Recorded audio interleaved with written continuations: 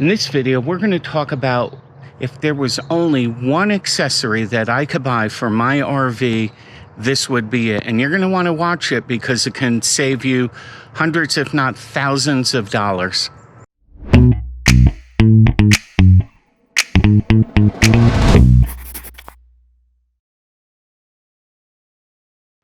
Hi, welcome back to our channel. I'm Jim, and our channel is RV into Retirement, where we bring you our full-time RV living, travel tips, adventure, and today an RV tip on a product.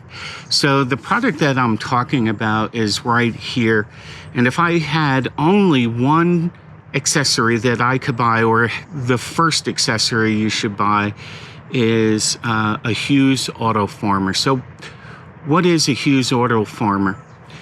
When you go on the internet and you look about surge guards, everybody has heard of surge protectors for your RV, and probably because a surge is something that we've lived with. You buy surge protectors for your computers and a lot of your electrical accessories, but for your RV, everybody goes on the web, and I've seen posts, where can I find the cheapest surge protector? And what you should be looking for is the best surge protector. And not only a surge protector, but you're more likely to go to an RV park where there's low voltage. And low voltage can occur for a number of reasons. It can be because it's a very hot day and so many RVs are pulling electricity to run their air conditioners.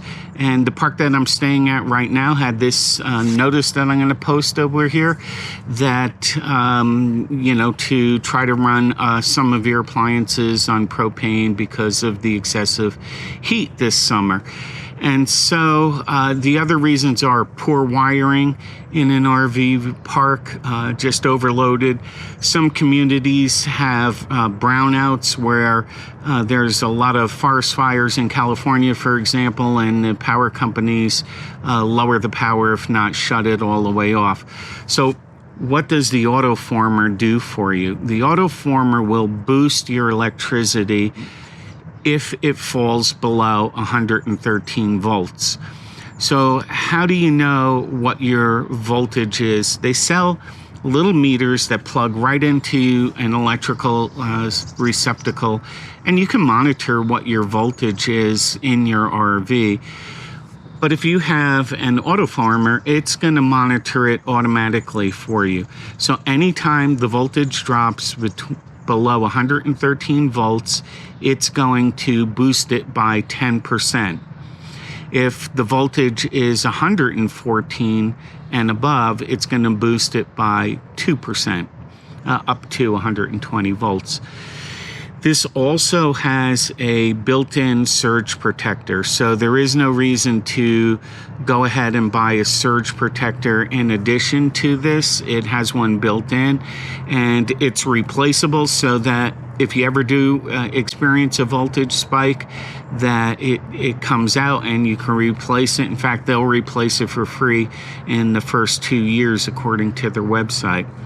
So why is low voltage bad for your RV? Low voltage causes your air conditioner, for example, to require more amps. And the more amps that it requires to run it, the hotter the motor gets. And the lower the power, the hotter it's going to get. And eventually you will burn out your air conditioner. Or if you have a residential refrigerator, that will burn out. Microwave, anything that's a high-powered device inside your RV is susceptible to this low power. Now, these aren't cheap. Through the company themselves, they're a little more expensive than you can find them on Amazon. They come in 50 amp and 30 amp. I believe this was a little over $600, but when I look at it in the grand scheme of things, I have 3 air conditioners, a microwave, and a residential fridge. Right now, if you've tried to get an air conditioner replacement in the United States because of parts delays, it's just about impossible to get.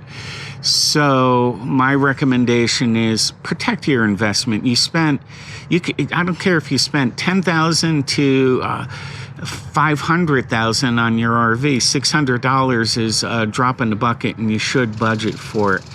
Now, the way it works is when you first plug it in, there's lights over here that will show you whether or not you have a good connection. And it's very similar to a surge protector. There's different colors and a chart which will tell you whether or not your campground pedestal is wired correctly. If the lights are lit over on this side, it means it's boosting, and if these lights are red down on the bottom, it means that your surge protector has been used. So let me bring you over and show you how I set this up. I wanted to add a couple of special notes about the Autoformer and some misconceptions that are out there, and you'll probably see some in the comments below. But one of them is that by boosting your power, you're stealing power from others. That's completely untrue. If you go to a campground and you're paying for 30 amps or 50 amps at your fuse box and pedestal, that's what you're going to get. You're not going to draw more than 50 amps, and you should get what you pay for. If a park, and some parks do not allow them, if a park doesn't allow them, we won't stay there. That means that they know there's something wrong with their electrical power system, and they just don't want people using them. I'm not going to be intimidated into not using my Autoformer because my neighbor doesn't like it or because the campground doesn't like it. I'm going to protect my investment. We pay thousands and thousands of dollars for our RVs and replacement parts and labor, and it's just a means of protection. There's plenty of places to stay that you can use them, and I haven't been to one yet that has prohibited it, but I do see that on the web that there are some people who don't understand it. I highly recommend that you go to HughesAutoformer.com, their website. They have a lot of FAQs on the misconceptions out there and documentation, and so I recommend that you read that. We're going to use it. We're going to continue to use it. We love it. Okay, so I'm over here at the pedestal now, and what I do is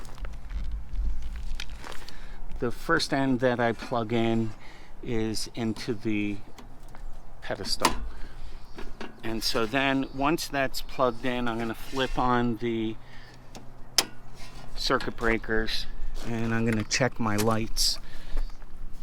And so I got greens all the way across here, which says all the connections are good.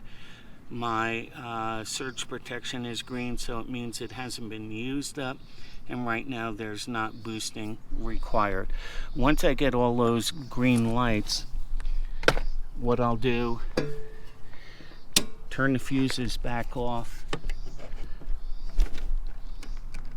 then plug in the power to the RV, turn the fuses back on, double check all the lights. Now you see I keep mine on a block. That keeps it a couple of inches off of the ground. Being that it's an electrical unit, they also make a cover for it, which we'll put on right now.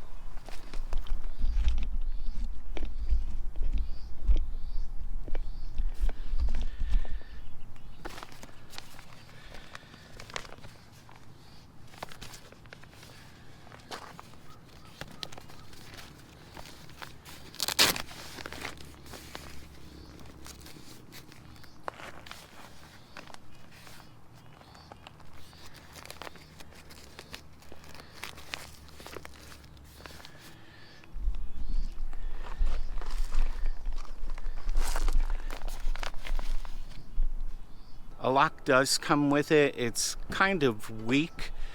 Depending on the campground that you're at, you might want to use a heavier duty like kryptonite lock that they sell for motorcycles, and you could put it through and chain it to the pedestal. I haven't had a problem just about anywhere I go. I feel like the places I go are safe. This has been sitting out here for a month or two, and it sat out all summer last year, and I had no problems with it whatsoever. But there are people out there that would want to steal them at the price that they cost. Once again, the best place to get them is through Amazon, and they're cheaper. I'll put links below. You can go to their website and read more about these, and there's some other videos out there by the RV geeks which talk about why they use it, and I think that everybody should have one if you can afford one. If you can afford an RV, you can afford that. Just keep it in your budget. Honestly, it's going to save you a lot of headache later on, and you won't be on the web troubleshooting why your air conditioner is no longer working. Until next time, we hope you have a great week, and wanted to say a big thank you to all our subscribers. We really appreciate you joining and watching these videos.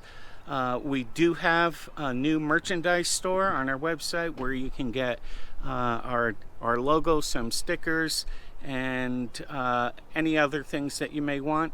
Until then, have a great week, everybody.